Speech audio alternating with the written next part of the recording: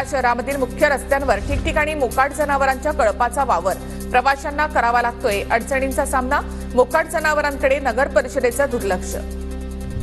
नंदुरबारमध्ये साजरा करण्यात येतोय जागतिक आदिवासी दिवस। डॉक्टर सुप्रिया गावित आणि डॉक्टर हिना गावित यांच्या हस्ते कार्यक्रमाला सुरुवात। 3 दिवस करण्यात आलेलं आहे विविध कार्यक्रमांचं आयोजन।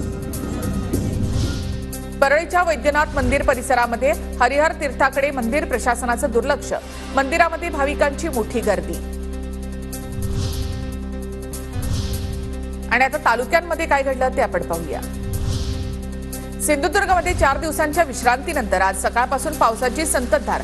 माणगाव खोऱ्यामधील अनेक गावांमध्ये मुसळधार पाऊस। 2 दिवस मुसळधार पावसाची शक्यता।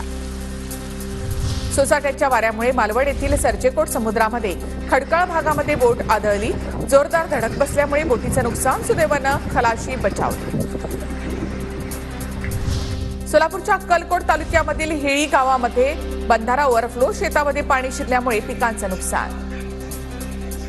बुलढाणा जिल्ह्यामध्ये जटाशंकर धबधबा प्रवाही।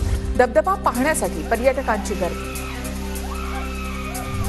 जायकवाडी धरणाची पाणी पातळी 24.35%वर। नाथसागर जलाशयामध्ये 9000 क्युसेक पाण्याची आवक सुरू। सोलापूरच्या अक्कलकोट तालुक्यामधील हेळी गावामधील बंधारा ओव्हरफ्लो। शेतामध्ये पाणी शिरल्यामुळे पिकांचं मोठं नुकसान।